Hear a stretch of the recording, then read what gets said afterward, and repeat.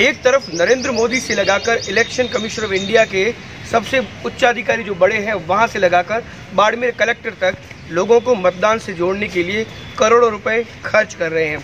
लेकिन आज़ादी के 70 साल बाद पाकिस्तान की सरहद पर बसे 2 गांवों के लोग पाकिस्तान से ज़्यादा यहाँ की पार्टियों से दुखी हैं। पाकिस्तान से वो कई बार जंग छेड़ने के बाद जीत चुके हैं, लेकिन पार्टियों से 70 साल बाद भी जीते नहीं हैं। आज भी इनकी जंग पानी को लेकर और बिजली को लेकर यथावत है। यहाँ पर आज ये ग्रामीण आए हैं और इनका ये कहना है कि ये पूर्णतया लोकसभा चुनाव का बहिष्कार करेंगे। कहाँ से आए हो आप? नोडियाल। क्या समस्या है, क्या हुआ ना? लाइट की, पानी की। अच्छा, मतलब कभी आई नहीं या फिर अभी नहीं है? 70 साल हुआ। मतलब भारत पाकिस्तान अलग हुए, भारत आज़ाद हुआ, उसके बाद से चुनाव शुरू हुए, उसके बाद से आज दिन तक नहीं आई। अभी आप क्या चाह रहे हैं? मिली यार, तो लाइट मिली तो वोट भी कहीं नहीं। बिल्कुल।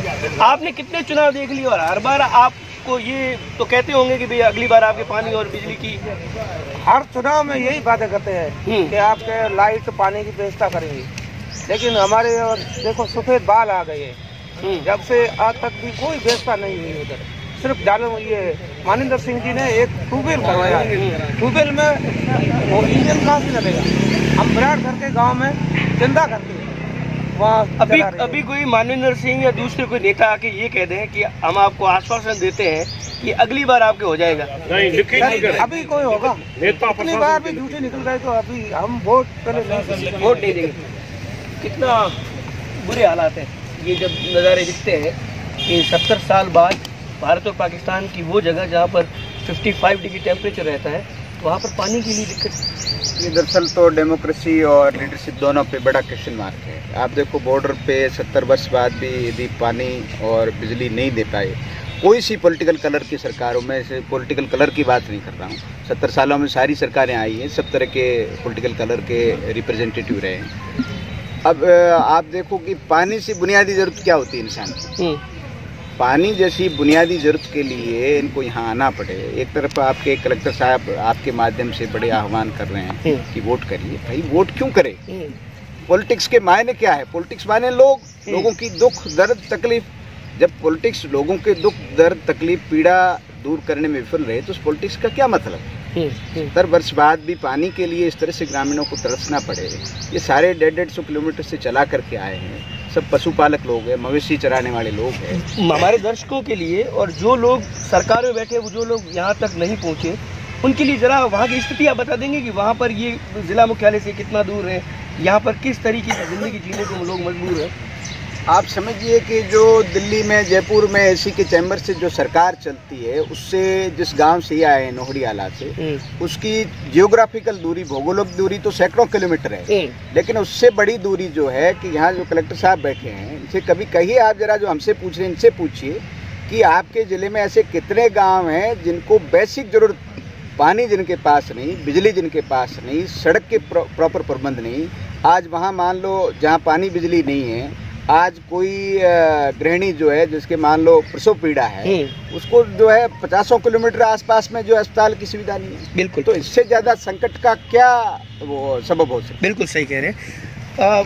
अब वोट नहीं दोगे इस बार, ये तय कर लिया? वोट को पानी बिजली के कारण वोट को ज़्यादा बंदे भी जुड़ गई है।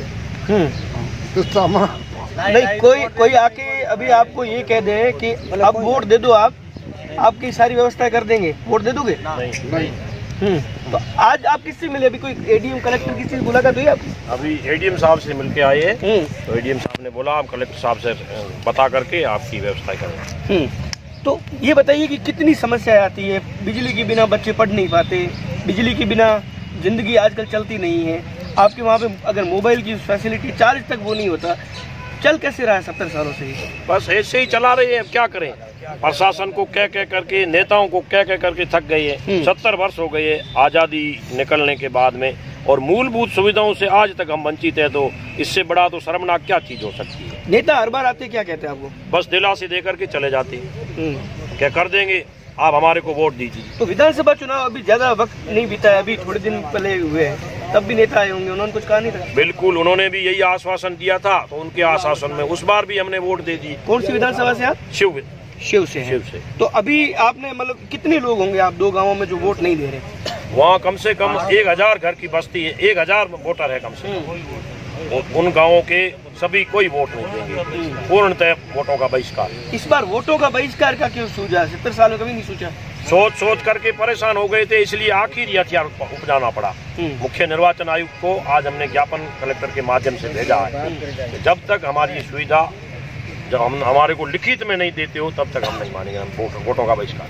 कलेक्टर साहब ने कुछ कहा है आपको, आश्वासन दिया है कुछ? एडीएम साहब मिले थे, उन्होंने यही बोला कि आप वोटों का बहिष्कार मत करो, हम लगे हुए करवा देंगे आप। लिखित में हमने बोला जब तक नहीं आएगा हम नहीं। मतलब फिर से आश्वासन मिला है? बिल्कुल बिल्कुल। ये पश्चिमी सरहद के नज़दीक के गाँवों के लोग हैं और इनकी आम जनता की जो दूरी है वो प्रकाश वर्ष दूर, हजारों प्रकाश वर्ष की दूरी पर जिला प्रशासन से। एक और युवा से हम बात करते हैं। सर ये बताएं कि आप आए कहाँ से, पहले जी बताओ। हम नोडियाला से आए हैं। अच्छा। लगभग यहाँ से जिला हेडक्वार्टर से 150 किलोमीटर दूरी पर गांव है और मेरे जैसे कई युवा आज गांव छोड़ने का मन बना चुके हैं। लेकिन एक तरफ ये कहते हैं कि वोट सबसे बड़ी ताकत है और आप वोट ही छोड़ रहे हो।